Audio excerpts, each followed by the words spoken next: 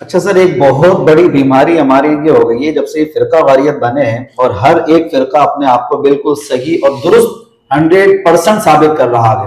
اب کیا ہے کہ جو قرآن کی آیات ہیں وہ ایک دوسرے پر ہی چسپاں کرتے ہیں، احادیث ہیں وہ بھی ایک دوسرے پر چسپاں کر رہے ہیں۔ قرآن کی آیات بھی بہت ساری ہیں، روایات بھی بہت ساری ہیں، لیکن ایک خاص حدیث سے متعلق میرا سوال ہے آپ سے۔ وہ حدیث یہ ہے کہ نبی علیہ الصلوۃ والسلام تشریف فرماتے، ایک شخص آیا تو اس نے آ کر کہا اتق اللہ، اللہ کا خوف کیجیے، اللہ سے ڈریے۔ تو نبی علیہ الصلوۃ والسلام نے فرمایا نادان، اس روئے زمین پر ہم سے بڑھ کر عادل کون ہو سکتا ہے، انصاف کرنے والا کون ہو سکتا ہے۔ پھر وہ وہاں سے چلا گیا، پھر صحابہ کرام نے اس کا کچھ حلیہ بیان کیا گیا۔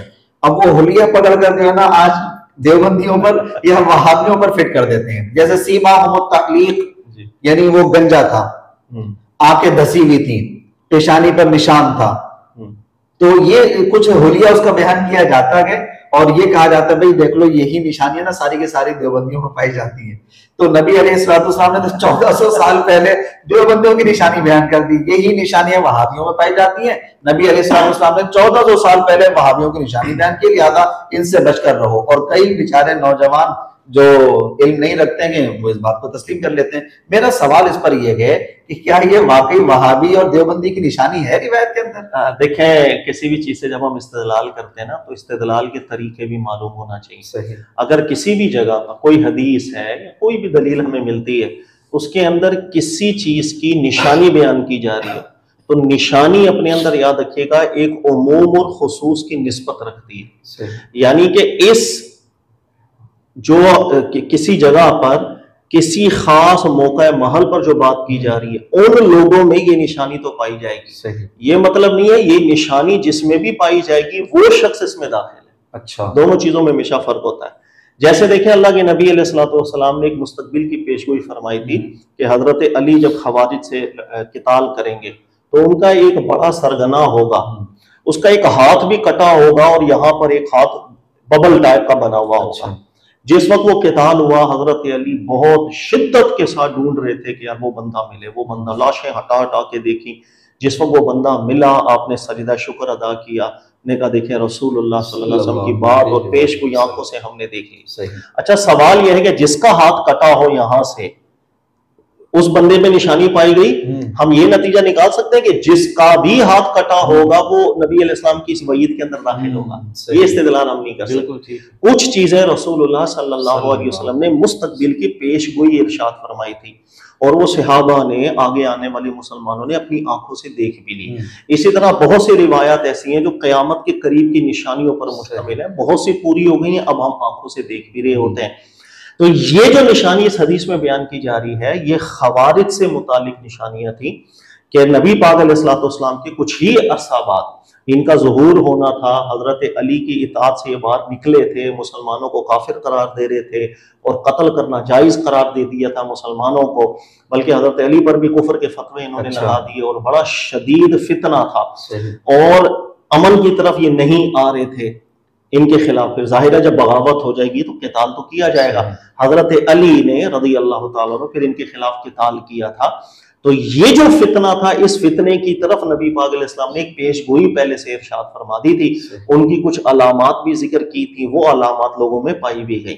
تو کسی مخصوص گروہ کے اندر کسی نشانی کی اگر نشاندہی کر دی جائے وہ عموم اور خصوص مطلق ایک نسبت رکھتی ہے، ایسا نہیں کہ جس میں بھی وہ نشانی پائی جائے گی وہ خوارج ہوگا۔ یعنی آج اگر میں کوئی ایسا شخص دیکھ لوں کہ جس نے ٹینڈ کرائی ہو یا جس نے مثال کے طور پر داڑھی اس کی گنی ہو تو میں بول دوں یہ خارجی ہے، کیوں؟ یہ نشانیاں نبی علیہ السلام نے خارجیوں کی ذکر، یہ میرا استدلال نہایت درجے کا کمزور ہے۔ یہ حدیث ایک مخصوص گروہ کے حوالے سے تھی، بس وہ گروہ گزر چکا۔ اب اس روایت کو اٹھا کر کے آج کسی کلمہ گو کے اوپر، وہ چاہے دیوبندی ہو یا وہ چاہے اہل حدیث ہو، ان کے اوپر میں لے کر آؤں گا تو میری بدقسمتی ہے۔ میں اللہ کے نبی صلی اللہ علیہ وسلم کے جو فرمان ہے یہ ثابت شدہ فرمان عالی شان ہے، سند بھی ٹھیک ہے، متن میں بھی کوئی اعتراض نہیں، بلکہ اس روایت کا متن میں سمجھتا ہوں اتنا پیارا ہے۔ ہمارے ہاں آج جو لوگ بہت زیادہ ایکسٹریم ہو جاتے ہیں نا، کسی کی گستاخی سنی تو قتل کر دیا، یہ حدیث تو زبردست قسم کی ہے، اس کے اندر آنے والے چند الفاظ ایسے ہیں جو لوگوں کو ایک سمجھاتے ہیں कि आपने जज्बाती नहीं होना हर चीज के ऊपर, हमारा दीन कहाँ का हुक्म देता है, कहाँ का हुक्म नहीं देता। तो बताइए ना वो अल्फाज कौन से हैं जो आप कह रहे हैं बहुत खूबसूरत। मिसाल के तौर पर इसी हदीस के अंदर आप देखें कि एक शख्स ने जब ये जुमला बोला कि ए अल्लाह के नबी अल्लाह का खौफ करें, एक शख्स ने, और अदल करें, यानी उसे महसूस हो रहा था कि अदल और इंसाफ से काम नहीं चल रहा। बज़ाहिर ये जुमला रसूलुल्लाह सल्लल्लाहु अलैहि वसल्लम की मुबारक और आला बारगाह की शायान शान नहीं है। आसान अल्फाज में हमारे दौर के अंदर ये जुमला सीधा सीधा गुस्ताखी है, और जिसने गुस्ताखी की उसकी गर्दन उड़ा दो, उसकी तो बहुत सर तन से जुदा कर दो। इसी हदीस में आप देखें कि जब वो शख्स चला गया, ये जुमला कह के चला गया, तो खालिद बिन वलीद ने उस वक्त फौरन जिक्र किया अल्लाह के नबी अलैहिस्सलाम इसको सजा ना दे दो। नबी अलैहिस्सलाम ने फरमाया नहीं, वो नमाज पढ़ा। दूसरा अल्लाह के नबी अलैहिस्सलाम ने तारीखी जुमला इरशाद फरमाया, रसूलुल्लाह सल्लल्लाहु अलैहि वसल्लम फरमाते हैं अल्लाह ने मुझे ये हुक्म दिया ही नहीं कि मैं लोगों का सीना चीर के दिल में क्या है वो जांचूं, हमें जाहिर पर हुक्म देने का बस। ये इतना तारीखी जुमला रसूलुल्लाह सल्लल्लाहु अलैहि वसल्लम ने जिक्र किया जिसके आगे ये सब शिद्दत पसंदी के दरवाजे बंद हो जाते हैं। कि यानी एक जुमला एक शख्स के मुंह से निकला जो जुमला ठीक नहीं था, लेकिन क्या उसके दिल में भी नीयत थी कि वो गुस्ताखी कर रहा है, कुफ्र बक रहा है, अल्लाह का इनकार, ऐसा तो नहीं, बल्कि उसका अमल बता रहा है कि वो नमाज पढ़ा, यानी वो ईमान वाला है। उसका अमल बता रहा है कि वो ईमान वाला है। जबान से अगर जुमला ठीक नहीं भी निकला, रसूलुल्लाह सल्लल्लाहु अलैहि वसल्लम ने क्या इरशाद फरमाया, हम दिल में घुस के नहीं झांकेंगे कि उसने कोई बेअदबी दिल से बोली है, जाहिरी अमल मुसलमानों वाला है, खलास जुमला अच्छा अदा नहीं हुआ। यानी ये जो रिवायत में आने वाले अल्फाज हैं ऐसे जबरदस्त अल्फाज हैं कि जिससे हमारे यहाँ की शिद्दत पसंदी कम हो जानी चाहिए। हमारे यहाँ माजी करीब के अंदर आप देखेंगे कि एक मशहूर आलिम दीन है, उनकी जबान से कुछ अच्छे अल्फाज अदा नहीं हुए। उससे पीछे भी आप चले जाए, कुछ सालों पहले जुनैद जमशेद गालिबन थे, वो एक तकरीर कर रहे थे, और तकरीर के अंदर उम्मुल मोमिनीन के हवाले से कुछ अल्फाज अच्छे अदा नहीं हुए थे, लेकिन सर मुसलमान होने की हैसियत से वो नमाजें पढ़ता है, वो कुरान पढ़ता है, उसका अमल क्या दलालत कर रहा है कि वो मोमिन है। तो हमें दिल में घुसने की इजाजत किसने दी है? मेरे नबी अलैहिस्सलाम ने जो सुन्नत कायम की वो तो ये था, दिल में घुस के हम नहीं देखेंगे, वो मोमिन है, उसका अमल दिखा रहा है। तो हम ये कैसे बोले कि उसने दिल से गुस्ताखी की है, ये गुस्ताख है? जब तक कस्द ना हो गुस्ताख कहां से हो गया इंसान? हाँ, ये कह सकते हैं जबान से अच्छा जुमला उसने अदा नहीं किया। इसी हदीस की शरह में आप अल्लामा माज़िरी रहमतुल्लाह अलैह को पढ़ लें, उन्होंने भी इस नुक्ते को बिल्कुल वाज़ेह किया है। उन्होंने कहा कि यहाँ एहतिमाल था, जबान से तो जुमला अच्छा नहीं निकला, लेकिन वो नबूवत पे तान नबी अलैहिस्सलाम ने महसूस नहीं किया, उसका कस्द दिल के अंदर क्या था। इन सब मामलात के ऊपर नबी अलैहिस्सलाम ने फरमाया कि हमें सीना खोल के अंदर झांकने का तो हुक्म है ही नहीं। यादा ये जो हदीस है, ये तो मुझे ऐसा लगता है हमारे यहाँ शिद्दत पसंदी को रोकनी चाहिए इस हदीस को सुना करके, ना कि शिद्दत पसंदी बढ़नी चाहिए। इसी तरीके से बहुत से मामलात ऐसे होते हैं कि कहीं पर आपने देखा होगा कि किसी शख्स के मुंह से कोई जुमला निकल गया, हमें नाजेबा लगा, हमने गुस्ताख बना दिया। कुछ अर्से पहले एक खातून थी, उसने अरबी लिबास पहना हुआ था जिसमें अरबी में कुछ खतों किताबत हुई थी, हमने कहा इसने गुस्ताखी की, और भाई आपने दिल में घुस के देख लिया कि उसने गुस्ताखी की नियत की थी। जब वो मुंह से बोल रही है कि भाई ये ना तो कुरान के खत है और ना मेरी नियत ऐसी है, खत्म हो गई बात। हमें यहां पर घुसकर फैसला करने की नबी अलैहिस्सलाम ने पाबंदी लगाई। हम जाहिर पर फैसला करेंगे, एक बंदा मोमिन है, नमाज पढ़ा, कुरान पढ़ा, ये बदगुमानी नहीं की जाएगी कि ये गुस्ताख है। तो ये इस हदीस ने तो बहुत बड़ा बंद बांधा है, मुझे ऐसा लगता है। बहुत प्यारे अल्फाज के ऊपर ये रिवायत है, लेकिन इसमें आने वाला जो जिक्र है वो खवारिज था। इब्ने हजर अस्कलानी को भी पढ़ेंगे आप, उन्होंने भी जिक्र किया, जुमला उलमा ने, कि जिन गिरोह की बात चल रही है ये खवारिज थे, जिनके खिलाफ हजरत अली ने क़िताल किया था। बस आजकल चश्मा नहीं करनी चाहिए। सर ये तो आपने एक इंतहाई अहम नुक्ता बयान किया और बड़े लोगों की परेशानियां दूर करती हैं अल्लाह के फजल करम से, कि इसके अंदर तो बड़े एक इत्तेहाद वाली बात आ रही है। सामने वाले पर अचानक ऐसे बदगुमान हो जाना कि उसकी सारी नमाजें, रोजे, जैसे मौजिन भी होते हैं, जैसे बिलफर्ज देवबंदी हजरात हैं, अहले हदीस हजरात हैं, अब वो अजाने भी दे रहे हैं, नमाजें भी पढ़ रहे हैं, तो हम कैसे कहें भाई ये गुस्ताख हैं, काफिर हैं, मुर्तद हैं, वाजिबुल कत्ल हैं? तो ये तो बड़ा मामला खराब। इसलिए अब आप इस हदीस के अल्फाज पे फिर गौर करें। सर एक शख्स आया, उसने नाजेबा जुमले कहे, वो जुमले बहुत खतरनाक। यानी हम अगर अभी एक तस्वुर करें कि एक शख्स अल्लाह के रसूल के सामने सल्लल्लाहु अलैहि वसल्लम ये जुर्रत करे कि आप अदल इंसाफ से काम नहीं ले रहे, अदल इंसाफ की बहुत बड़ी जुर्रत है। अल्फाज निहायत बेअदबाना थे, तर्ज अच्छा नहीं था, لیکن اس کے بعد وہ نماز پڑھنے لگ گیا. نبی علیہ السلام نے ارشاد فرمایا وہ نماز پڑھ رہا ہے کسی طرح کی اس پر گرفت نہ کر. یعنی نماز پڑھنے کیا مراد ہے؟ مراد ہے کہ اس کا عمل بتا رہا ہے وہ مومن ہے, اس نے اللہ کو مانا ہے, مجھ پر ایمان لے کر آیا ہے. ہاں یہ گفتگو اچھی نہیں کر پایا, انداز اچھا نہیں ہوا, لیکن یہ سزا کا مستحق نہیں ہوا. تو یہ اس روایت کو اگر بغور آپ پڑھیں گے تو یہ ہمارے دل و دماغ کو بہت کچھ سمجھائے گی اگر ہم سمجھنا چاہیں. نہیں سمجھنا چاہیں تو ان نشانیوں کو دیوبندیوں میں ڈھونڈنا شروع کر دیں آپ کہ اہل حدیث ہے بھائی, وہ میں نے دیکھا تھا اس کے پونچے تھوڑے اونچے تھے لہذا یہ وہی ہیں. تو یہ پھر اپنا اپنا دماغ, اپنی اپنی سوچ ہے. یعنی الفاظ کو ادا کر رہا ہے تو اس کے الفاظوں سے براہ راست ہم توہین کا معاملہ نہیں کر سکتے, فتویٰ نہیں دے سکتے, گستاخی کا فتویٰ نہیں دے سکتے. اچھا سر, آج ایسا ہوتا ہے کہ کسی کے زبان سے کوئی کلمات برے نکل جاتے ہیں, پھر اس کو پکڑ لیتی ہے عوام یا پولیس پکڑ لیتی ہے, تھانے میں لے جاتی ہے, وہاں پر بٹھا کے اس سے پوچھتے ہیں, وہ بولتے ہیں بھائی میں مسلمان ہوں, میں کیوں حضور کے بارے میں برے کلمات کہوں گا, لیکن یہ برے کلمات نہیں ہے, نہ میرا ارادہ ان سے برے کلمات کا گئے, میں گستاخ نہیں ہوں, میں مسلمان ہوں.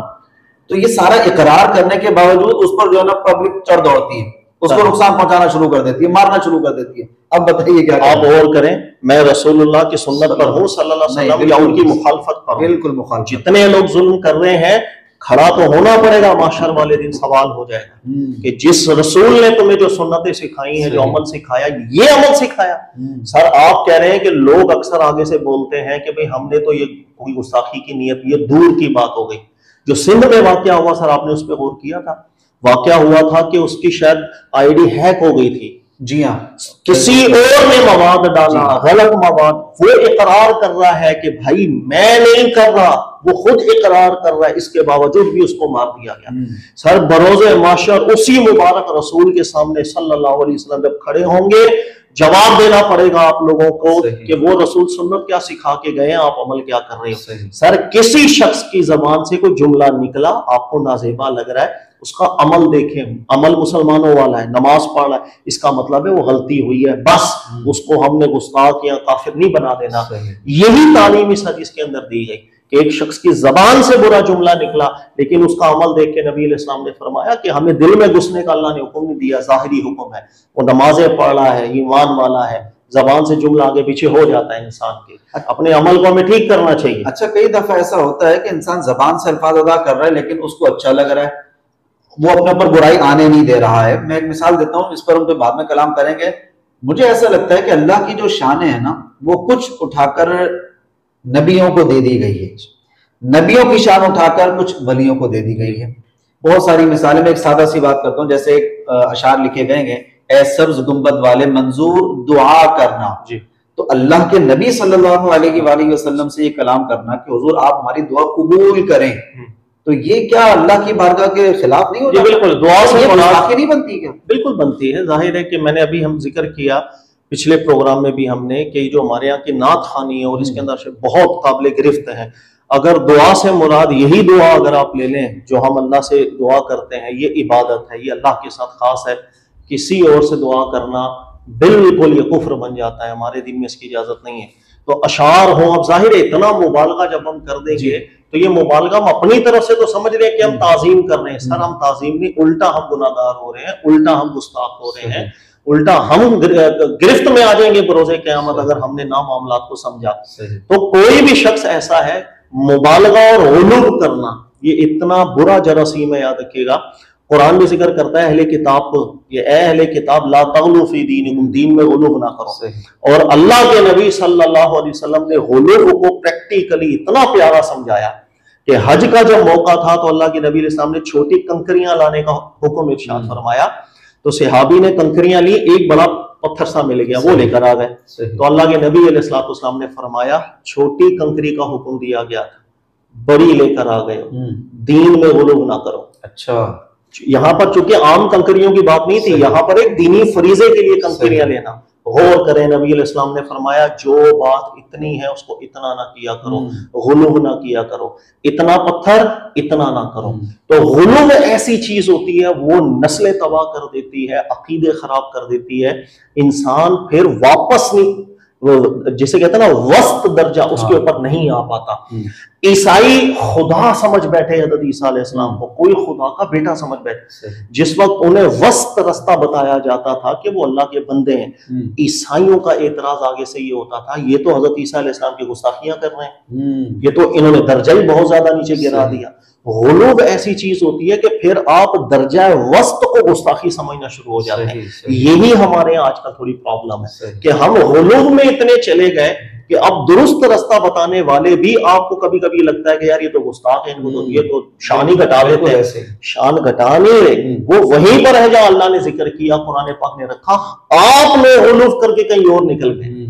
اس لیے دین کو دین سمجھ کے سمجھنا چاہیے، دین کو کوئی عام چیز نہ سمجھے میں کہیں سے بھی کسی بھی طرح سے لے لوں، نہایت غور، نہایت فکر، پھر بڑے بڑے ایکسپرٹس کی رائے لینا، پھر موازنہ کرنا، دلائل میں جائزہ لینا، پھر جا کر کسی ایک نقطے کے اوپر نکلنا، تاکہ یہ دین اور ایمان کی بات ہے، یہ ہر ایرے گرے کے ہاتھ کسی کے سپرد نہ کر